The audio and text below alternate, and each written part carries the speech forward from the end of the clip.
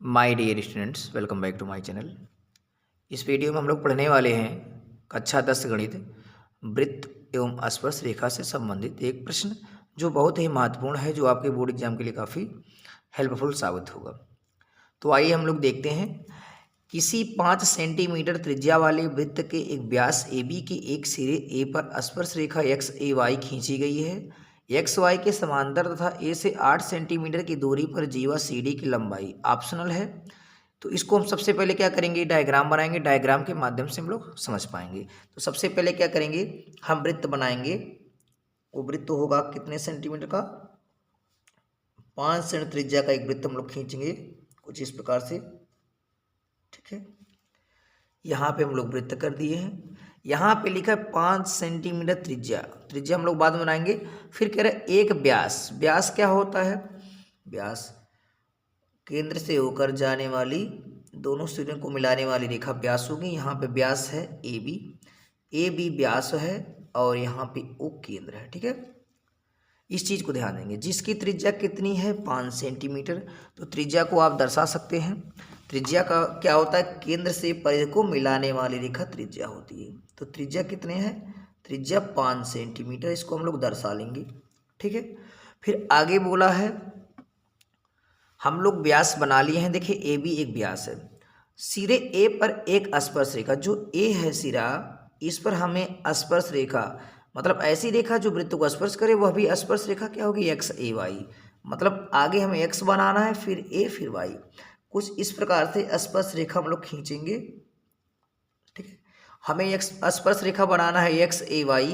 तो यहाँ पे हम कोई बिंदु लेंगे जहाँ एक्स होगा, यहाँ ए हो जाएगा, यहाँ पे बिंदु हो जाएगा वाई। तो हमारी हो जाएगी स्पर्श रेखा ए एक्स ए वाई। मतलब एक्स ए वाई स्पर्श रेखा हो गई। फिर आगे बढ़ें, एक्स वाई के समांतर। एक्स वाई के समांतर देखें, ए एक्स वाई है, इसी के समांतर एक रेखा खींचना है। लेकिन वहाँ पे देखें एक्स वाई के समांतर तो है, लेकिन बिंदु ए से 8 सेंटीमीटर की दूरी पे हो।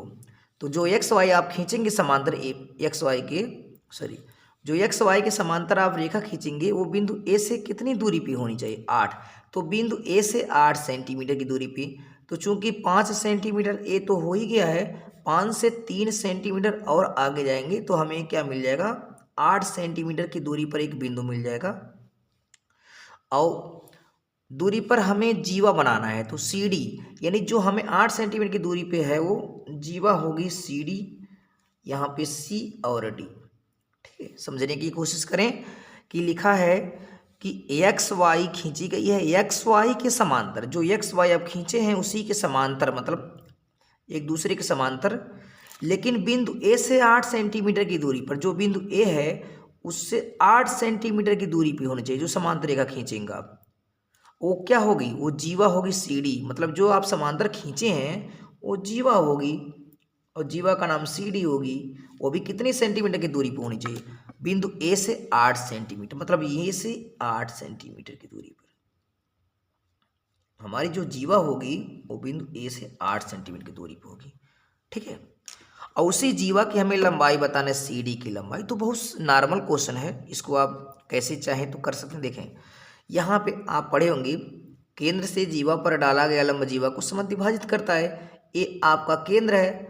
अब यहाँ से यहाँ तक त्रिज्या तो 5 है और उसको 8 बढ़ाया गया, मतलब त्रिज्या 5 है तो 8 बढ़ा, तो इतनी हिस्सा जो होगी, यहाँ पे इसका नाम दे दे रहा हूँ मैं, पी दे रहा हूँ। ठीक है, इसका नाम।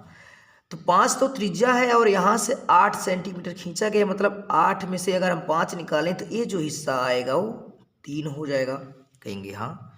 अब देखें केंद्र से अगर मैं इसको मिला दूं, केंद्र से परिधि को मिलाने वाली रेखा, देखें केंद्र से परिधि को मिलाने वाली रेखा ही होती है वृत्त की त्रिज्या।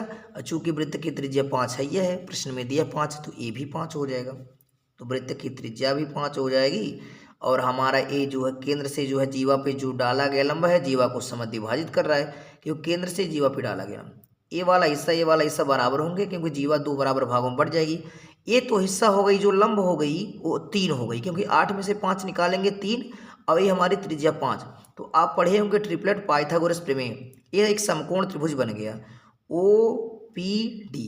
अब समकोण त्रिभुज में ट्रिपलेट आपको बताया गया था कि अगर एक भुजा 3 है, एक भुजा 5 है, तो अगली भुजा क्या होगी ट्रिपलेट 3 4 5, यहाँ पे हो जाएगी 4, यहाँ पे क्या हो जाएगी 4, क्योंकि ए 3 हो गई लंब और त्रिज्या 5 हो गई, तो 3 4 का रिलेशन क्या होता है 5 होता है, तो 3 5 4, तो ए हो गई हमारी 4 हो गई।